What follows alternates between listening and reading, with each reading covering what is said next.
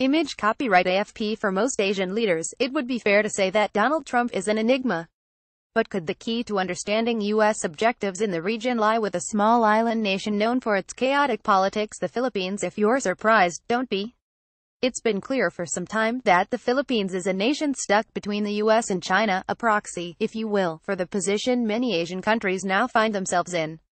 While his tour has certainly been about trying to show the region that the U.S. is to some extent still engaged in Asia, it's obvious the American president cares deeply about two issues: North Korea and trade.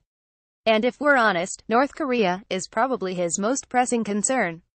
So how could the Philippines unlock any solutions to what Donald Trump wants from Asia, and what does the Philippines need from the U.S. in return? First, history matters.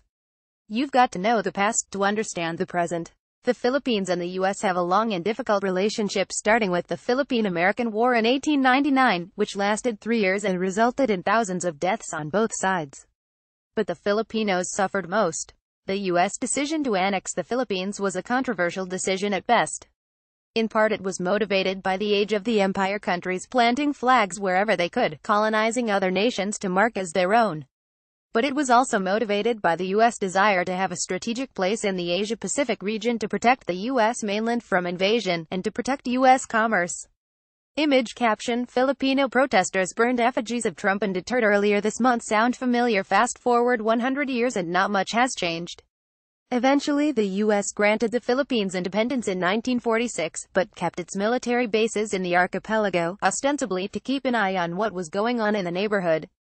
Post-independence, Philippines has had an on-off and nagging relationship with the U.S.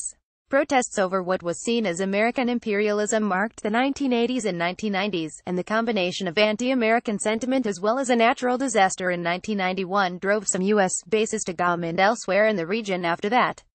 Still, the war on terror and Islamic insurgencies in the southern Philippines and the South China Sea issue have brought the two nations closer together again, with the resurrection of temporary U.S. military bases in the Philippines. But change is afoot in the balance of power. China changed the game when it catapulted its way to become the top trading partner for Asian countries, including the Philippines.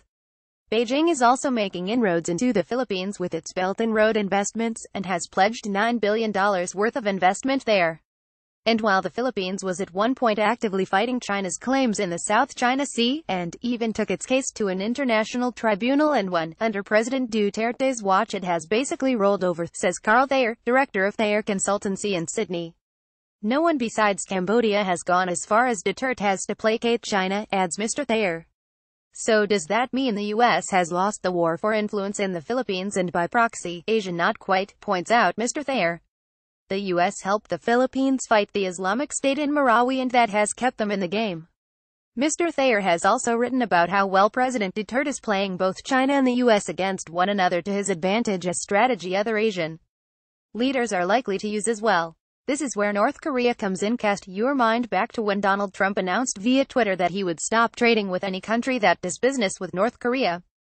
As I wrote at the time, that was an unrealistic move, mainly because it would hurt the U.S. more in the long run. But even stranger was the reaction of the Philippines. Trade between Manila and North Korea jumped by 170% in 2016.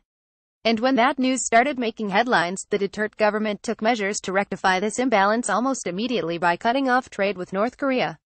Image caption: Tougher sanctions follow an escalation in North Korea's nuclear threats this year. Why the rush? None of the other countries on that list jumped into action immediately, and it's not like the U.S. was telling Manila to get its house in order.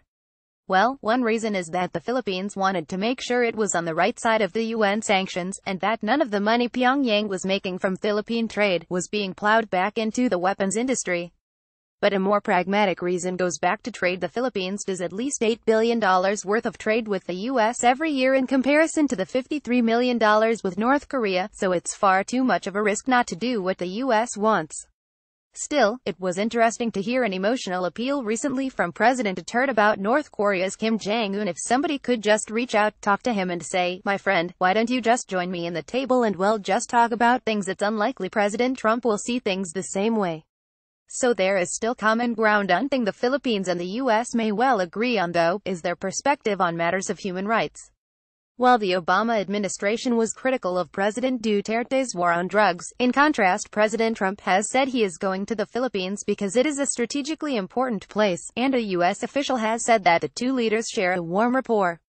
Image caption: thousands have been killed since President Duterte launched his war on drugs last year. They're often compared to one another, because of their larger-than-life personalities, and their blunt manner. In return for support on North Korea, President Trump is unlikely to press hard on human rights and extrajudicial killings in the Philippines as his predecessor did, and that will suit President Duterte just fine. So as you can see, the Philippines and the U.S. have a symbiotic relationship. It's not just because the two nations are democracies, historical allies despite their long and difficult past, and that their two leaders share interesting personality quirks. It's because they are strategically and symbolically wedded to one another, and the Philippines has increasingly become a bellwether for America's position in Asia.